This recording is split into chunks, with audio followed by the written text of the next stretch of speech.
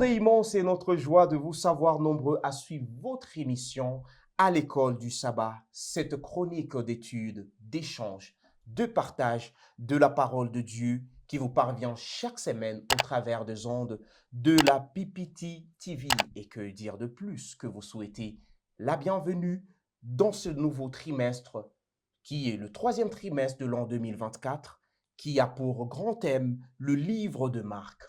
Le livre de Marc, ou pour d'autres, l'évangile selon Marc.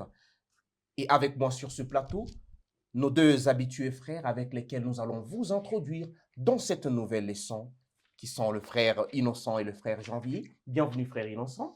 Merci frère Daniel. Vous portez très bien. Par la grâce de Dieu. Gloire au Seigneur. Bienvenue également frère Janvier. Merci. Vous portez très bien. Oui. Gloire au Seigneur. Oh. Et c'est avec eux que nous allons aller un peu plus en profondeur de cet enseignement pendant ce trimestre et beaucoup plus pour cette première leçon qui introduit la leçon de ce trimestre.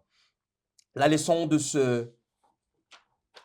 première leçon de ce trimestre qui a pour titre « Au commencement de l'Évangile ». Au commencement de l'Évangile, et le verset de mémoire se retrouve dans le livre de Marc, le chapitre 1er, le verset 14 et le 15e verset. Mais avant de faire la lecture de ce verset de mémoire, nous allons implorer la faveur de Dieu. Et j'aimerais inviter le frère Innocent à nous conduire dans la prière. Prions. Éternel notre Dieu, créateur des cieux et de la terre, nous voulons te dire merci parce que tu nous as protégés pendant tout un trimestre où nous avons étudié le grand conflit. Maintenant, aujourd'hui, nous voulons débuter avec un nouveau trimestre qui nous parle du livre de Marc.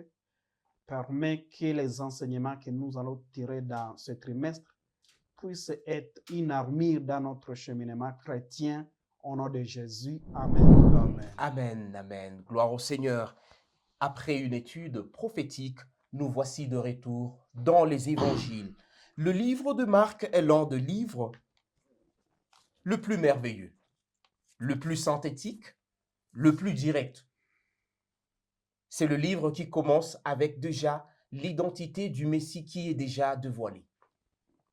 C'est un livre où on remarque que déjà à l'introduction, l'auteur du livre connaît déjà l'identité du Messie. Lui ne passe pas par beaucoup d'éléments pour aller définir qui est le Messie. Il connaît déjà le Messie, c'est qui et quelle est sa mission. Et il nous introduit immédiatement dans le vif de la mission de Jésus. Et c'est tellement intéressant de voir combien le rédacteur du livre de Marc est tellement profond et intense. Et ensemble, pendant ce trimestre, nous allons voir combien de leçons et d'enseignements tirés de ce livre. Et cette semaine, comme je l'avais bien dit, le verset de mémoire est dans Marc 1er, 14 et 15e verset, et je vais faire la lecture. Il est écrit, « Après que Jean eut été livré, Jésus alla dans la Galilée, prêchant l'évangile de Dieu. Il disait, le temps est accompli, et le royaume de Dieu est proche. Répentez-vous et croyez à la bonne nouvelle. » Déjà, vous remarquez que la première leçon, le premier verset de mémoire, nous introduit déjà dans une forme de réflexion profonde sur le livre de Marc. Mais je m'en vais me poser une question. Qui est l'auteur de ce livre? Parce que certaines personnes parlent de Marc, d'autres personnes parlent d'autres personnes, mais qui est l'auteur de ce livre et que devons-nous savoir de cet auteur? Frère Innocent. Bon, merci beaucoup. Bon, en lisant la Bible et en lisant certains commentateurs, on trouve que l'auteur de ce livre, bien que ça reste toujours hypothétique, c'est Jean-Marc. Jean-Marc. Oui. Et qui est ce Jean-Marc? Parce que finalement, nous connaissons Jean, un certain Jean qui était disciple de Jésus et qui a écrit même Apocalypse et l'Évangile selon Jean et d'autres livres dans la Bible. Mais Jean-Marc, nous ne le connaissons pas. Qui est Jean-Marc? Merci beaucoup. Nous allons voir, lorsque nous lisons peut-être au fur et à mesure que nous allons développer la leçon, Oui. nous allons voir que Jean-Marc n'est pas trop parlé. Nous allons le voir dans le livre d'Actes des Apôtres. Oui. Et quand nous lisons Actes des Apôtres 13, à partir du premier verset au cinquième verset, c'est là où nous trouvons le rôle de Jean-Marc.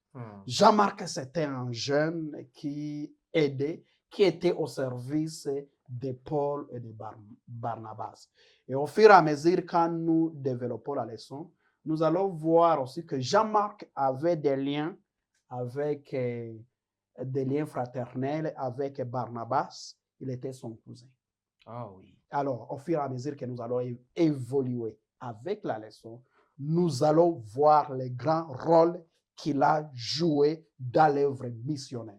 Peut-on dire alors que Jean-Marc est l'un des personnages secondaires de la Bible et de qui nous pouvons apprendre des leçons? Est-ce qu'il y a quelque chose à apprendre de ce jeune homme-là qui est dénommé Jean-Marc? Oui, exactement. C'était d'abord un homme, c'était d'abord un garçon, il est encore trop jeune, Oui. mais qui a beaucoup écrit, attention, il a beaucoup écrit ses tubes.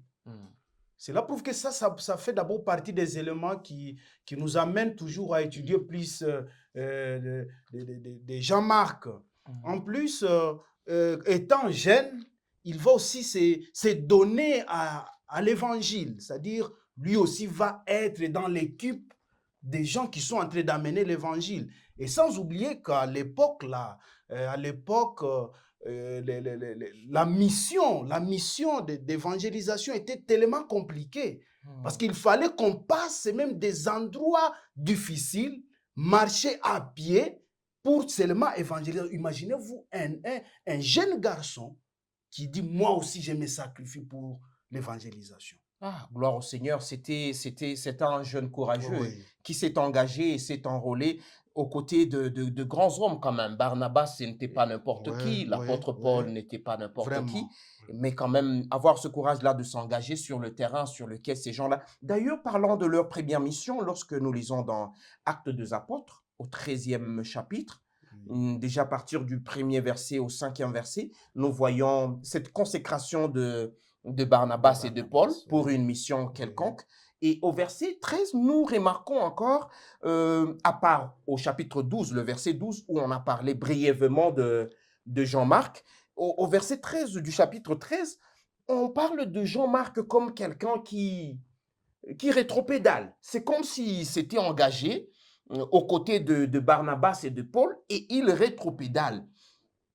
Peut-on dire par là que c'était un missionnaire raté, frère Innocent? Bon, merci beaucoup. Vous savez, lorsqu'on reçoit l'appel de Dieu, des fois, toujours, on est hésitant. Vous vous souvenez même Moïse, lorsqu'il reçoit l'appel dans la vision, lorsqu'il trouve l'appel de Dieu, quelqu'un qui avait 5 doctorats en Égypte, mais quand il reçoit l'appel de Dieu pour aller délivrer le peuple d'Israël, il dit, je ne connais pas parler. Et c'est d'ailleurs... Quelqu'un a 5 doctorats, mais il dit, je ne connais pas parler. Dieu lui montre noir sur blanc, il dit, je ne connais pas parler. Alors, ce Messie aussi, il est trop jeune pour l'évangile. Nous voyons, lorsque nous lisons la façon dont Paul, il menait sa mission, et Barnabas, ce n'était pas une mission aisée, c'était une mission difficile. Et peut-être que ce jeune garçon, pour la première fois, il a trouvé cette difficulté, il a dit finalement, il faut que, c'est comme si ça, c'est pas fait pour moi. C'est comme ça qu'il a fait marche en arrière. Mais peut-il y avoir, parce qu'on voit que c'est comme si c'est une tendance chez les gens qui sont appelés par le Seigneur, par Dieu.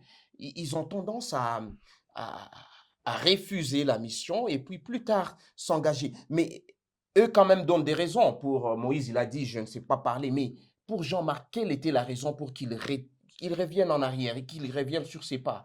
En fait, j'aimerais que nous puissions lire 2 Corinthiens chapitre 11. Nous allons lire quelques versets. Nous allons commencer au 23e. Au 23e, pour que nous puissions comprendre ce que le frère Innocent est en train de dire. Et pourquoi ce type-là, Jean-Marc, arrive à dire, laisse-moi, peut-être, je suis venu tôt, que je retourne en arrière. Je vais lire très rapidement. 2 Corinthiens chapitre 11, le 23e verset. Sont-ils ministres de Christ? je parle en homme qui extravague. Je le suis plus encore par les travaux bien plus, par les coups bien plus, par les emprisonnements bien plus, souvent en danger de mort. 5 fois j'ai reçu des Juifs 40 coups. Tu vois, je voulais seulement que je puisse m'arrêter là-bas pour montrer que combien de fois cette mission-là n'était pas facile. Et si les garçons ont vu que ça devient plus lourd, cela prouve que d'abord les garçons n'étaient pas habitués aux difficultés. Et c'est pour cela qu'il a jamais de retourner en arrière, parce que la mission n'était pas tout à fait facile. Et tout ça malgré son désir profond d'aller en mission pour le Seigneur. Oui. Et plus tard, on se rend compte dans Acte 15 que plus tard, il y a comme une sorte de dispute entre Barnabas et Paul qui se disputent la question de ramener encore ce jeune homme-là qui avait rétropédalé, qui est Jean-Marc, qui a rétropédalé et Barnabas qui estime mieux de prendre Jean-Marc avec eux dans la mission, mais Paul dit non, carrément non. D'ailleurs, Paul dit carrément non, simplement non. Pourquoi Paul s'y est fermement opposé? Bon, merci beaucoup. D'abord, comme nous avons vu au niveau du 13e verset de Actes des Apôtres, chapitre 13, 13e verset, nous trouvons quelqu'un, un jeune garçon, qui était là, en train d'aider. Oui. Si nous pouvons voir le rôle de Jean-Marc, c'était quelqu'un qui était là en train de prendre les valises de Paul et de Barnabas pour les aider de petites courses et autre chose. Oui, oui. Mais subitement, il décide, il rentre à Jérusalem. Bon, d'une manière ou d'une autre, ça a affecté Paul. Alors, peut-être que cela était encore fraîchement dans la mémoire de Paul. Il s'est dit, si nous prenons encore ces garçons, il va encore nous laisser lorsque nous avons encore besoin de lui. Cela pourrait dire que l'apôtre Paul, c'était lors de l'engagement de Jean-Marc, il s'était affectionné de ce garçon que quand il s'est retiré, ça l'a blessé intérieurement. Bon, on peut, même si la Bible ne le dit pas clairement, parce que nous voyons la façon dont Paul, quand on a voulu récupérer, quand Barnabas a proposé qu'on puisse récupérer à Jean-Marc pour la deuxième fois, quand on voit la façon dont Paul s'y est opposé, ça veut dire que la façon dont le repli de Jean-Marc l'avait fortement touché.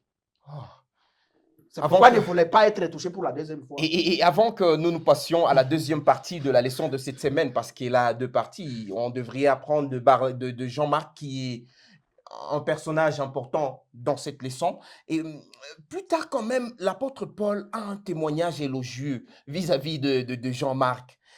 Comment se fait-il que la personne qui l'a contesté il y a très peu de temps, il a même refusé de le reprendre, plus tard, un peu plus tard, il a un témoignage élogieux. D'ailleurs, il parle de Jean-Marc en des termes très flatteurs, puis-je dire. Comment cela est-il arrivé? Bon, en fait, d'abord, commençons par voir l'âge peut-être de Jean-Marc. Venir suivre des hommes qui ont avancé dans l'affaire de l'évangélisation. Qui sont plus mûrs que lui. Voilà. Alors, tout cela ont poussé Paul à comprendre que ce jeune garçon peut avoir quelque chose de plus bon. Parce que venir à son âge, nous suivre, ça fait partie des choses qui ont poussé Paul peut-être à dire, laisse-moi encore revenir sur ces garçons-là. Et c'est pour cela qu'il a jugé mieux encore d'y revenir et même de donner des éloges à ces garçons. Malgré son âge, mais il a jugé de les suivre. Malgré les difficultés dans l'évangélisation, mais il a jugé mieux de faire quoi? De les suivre. Ça prouve que les marques avaient quelque chose. Bon, je voulais ajouter un petit élément sur ce que le frère Janvier est en train de dire. Vous voyez, lorsque Barnabas propose de reprendre à Jean-Marc, Paul refuse. Cela a créé une dispute entre Paul et Barnabas. jusqu'à ce qu'ils se sont séparés. Oui. L'un, il a pris une direction et l'autre a pris une autre direction.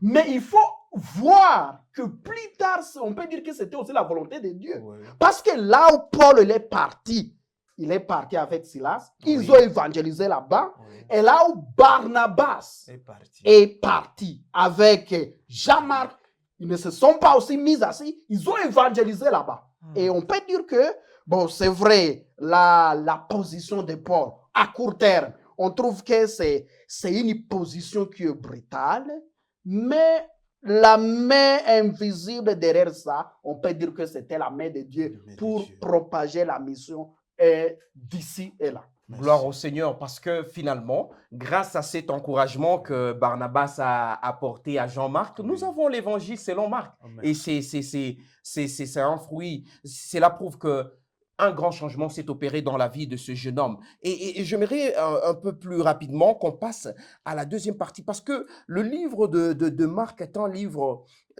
tellement intéressant, tellement exceptionnel. Marc parle du messager qui devrait venir avant Jésus.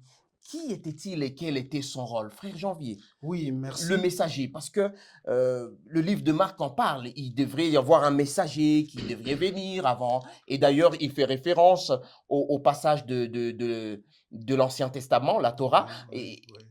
il s'agissait de qui et quel était son rôle? Merci. Revenons un peu, comme vous l'avez dit, que Marc va se référer aussi dans l'Ancien Testament. Revenons avec Ésaïe chapitre 40, le verset 3. On dit, une voix crie, préparez au désert le chemin de l'Éternel. Aplanissez dans les lieux arides une route pour notre Dieu. Et subitement, cet homme arrive dans le Nouveau Testament. Et quand il arrive, on l'identifie à un homme de qui? De Jean-Baptiste.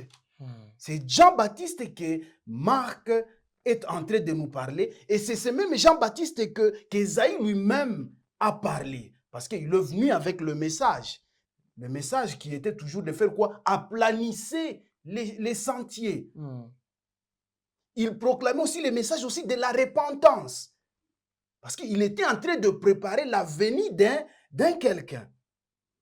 Et celui que nous voyons, c'est qui? C'est Messie qui allait arriver. Et c'est-à-dire, Marc était en train de nous parler de ce messager-là qui est Jean-Baptiste. Ce livre de Marc va certainement nous surprendre parce qu'on se rend compte très rapidement que le livre de Marc révèle qu'il y a un problème. Il y a par exemple les démons qui connaissent déjà l'identité et acceptent, mais les Juifs de l'époque, ils n'acceptent pas Jésus, ils ne le reconnaissent pas pendant qu'il a été précédé par un précurseur, pouvons-nous dire. Oui. Mais alors, une question se pose. Jean-Baptiste a-t-il réussi sa mission? Bon, merci beaucoup. Vous voyez, ce livre, quand nous allons l'étudier, nous allons voir que ce livre a des parties. A une partie gardée secret, mais aussi a une partie révélation. On trouve que quand même c'est fascinant de voir que les démons reconnaissent qui est Jésus. Jésus. Mais les gens, ils sont là, les Juifs dont on a prêché même avant que ce Jésus n'arrive, ils sont dans l'obscurité totale. Même les dignitaires de l'Église, c'est là qu'ils sont censés lire les signes d'État. Même quand tous les signes sont réunis pour prouver que c'est lui le Messie, ils sont toujours à côté de la plaque. Ils sont toujours à côté de la plaque. C'est pourquoi la Bible nous dit que vous connaîtrez la vérité et la vérité vous affranchira. Sondez les Écritures. Des fois, on peut penser qu'on est en train de sonder les Écritures et on se perd en ayant toujours les Écritures. Je crois qu'au cours de cette leçon, ça sera aussi une interpellation pour nous. Voir les gens, les démons reconnaître qui est Jésus.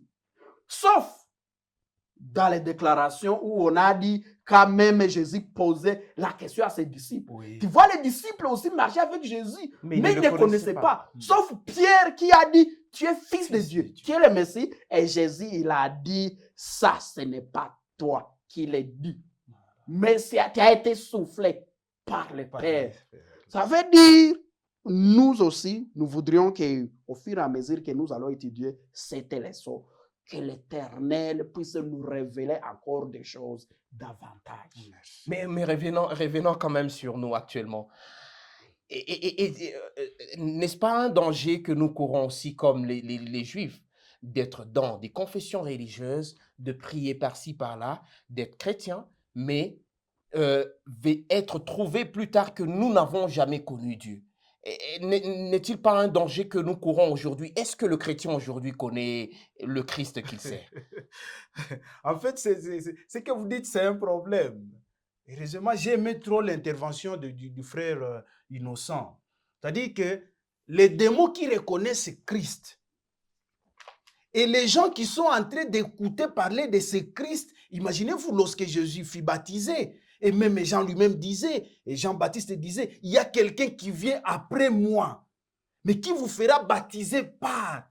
Moi, je vous baptise par l'eau, mais il y a celui qui vient qui vous baptisera par le Saint-Esprit. Mais les gens n'ont pas eu même le temps de découvrir tout cela. Et ils ont dit non, non. Et c'est la même chose aujourd'hui. On nous parle de Christ qui vient, comme la leçon du trimestre passé. Le Christ vient. Mais nous disons que le Christ qui viendra. Nous disons que le Christ là n'existe pas. Mais il viendra lorsque nous sommes toujours dans quoi? Dans cette même situation. Comme Jésus lui-même est apparu devant les gens, mais les gens ne savaient pas que c'est bien lui le Christ. Gloire au Seigneur, mais que Dieu nous accorde la grâce d'avoir cette révélation, parce que si on reste dans l'Église, si on reste dans nos confessions religieuses et que nous ne marchons pas avec le Seigneur, finalement, nous allons louper même l'enlèvement. Alors, il y a quand même une question qui se pose sur, quand même, la crédibilité du livre de Jean, du livre qu'a écrit Jean-Marc, je m'excuse, le livre de Marc. Est-ce que Marc est un... peut-on dire que vraiment Marc est crédible, est un écrivain fiable? Parce que à l'époque, en l'an 45, c'est un peu plus tard, après la mort de Jésus, on parle de lui comme étant trop jeune. Il n'a pas certainement vu Jésus, ou il n'a pas vécu directement avec Jésus. Comment est-ce que nous pouvons faire confiance à un témoin qui n'a pas assisté au fait? C'est juste une question de réflexion. Nous, Bon, merci. Je crois, on alla bien sûr vers la fin de oui, notre oui, je émission crois, d'aujourd'hui. oui, oui, je crois, ceux-là qui ont écrit des livres de la Bible canonique, parce que la Bible, nous reconnaissons 66 livres qui sont canonisés, qui ont été inspirés par Dieu. Et quand nous revenons en 2 Timothée 3,16, on nous dit que toute écriture est inspirée de Dieu. Et l'écriture dont on parle, c'est cette parole que nous trouvons dans la Bible. Bien que ces jeunes soient venus après Jésus, mais nous parlent de Jésus, c'était une révélation. C'était une inspiration. C'est pas à dire que tous ceux-là qui ont écrit, ce ne sont pas des témoins oculaires, n'ont pas vécu l'événement, mais ils ont été soufflés par Dieu, par une inspiration, par une révélation. Ah, gloire au Seigneur. Ah, le livre de Marc qui va être un livre exceptionnel pendant tout ce trimestre et moi et vous allons être bénis. J'aimerais demander quand même à chacun de dire un dernier mot de cette émission d'aujourd'hui. Oui, merci. C'est seulement nous appeler tous à exploiter bien les livres de Marc. Parce que c'est un livre qui va nous révéler aussi beaucoup de choses, qui va nous révéler aussi la prophétie. Parce que quand Christ avait dit il est accompli, qu'est-ce qui est accompli? C'est lorsqu'il apparaît, ça nous montre que si nous lisons bien les livres de Marc, nous allons trouver qu'il y a des choses réellement, des secrets, que si nous arrivons à bien lire et à comprendre, nous aurons encore à augmenter un plus pour le voyage vers le ciel. Gloire au Seigneur. Frère Innocent? Bon, mon dernier mot, c'est en rapport avec ce verset de Marc, Marc chapitre 1, 14 et 15e verset, qui est un appel qui était pour Jean-Baptiste. Et ce même appel a été utilisé par Jésus en appelant les gens, répandez-vous. Cet appel nous est aussi adressé aujourd'hui. Pour que nous ne soyons pas comme ces gens où les démons ont reconnu Jésus et ceux-là qui quittons nos confessions religieuses. Sondons les Écritures pour savoir ce que Jésus veut de nous. Si nous ne sommes pas sur une bonne voie, que nous puissions nous repentir et revenir sur la voie de l'éternité. C'était la première leçon de ce nouveau trimestre, qui est le 3e trimestre, qui avait pour titre « Au commencement de l'Évangile ». Et nous voyons qu'au commencement de l'Évangile, il y a Jésus. Et en clôturant l'Évangile, il y aura toujours Jésus. Que le Seigneur nous bénisse et qu'il nous assiste.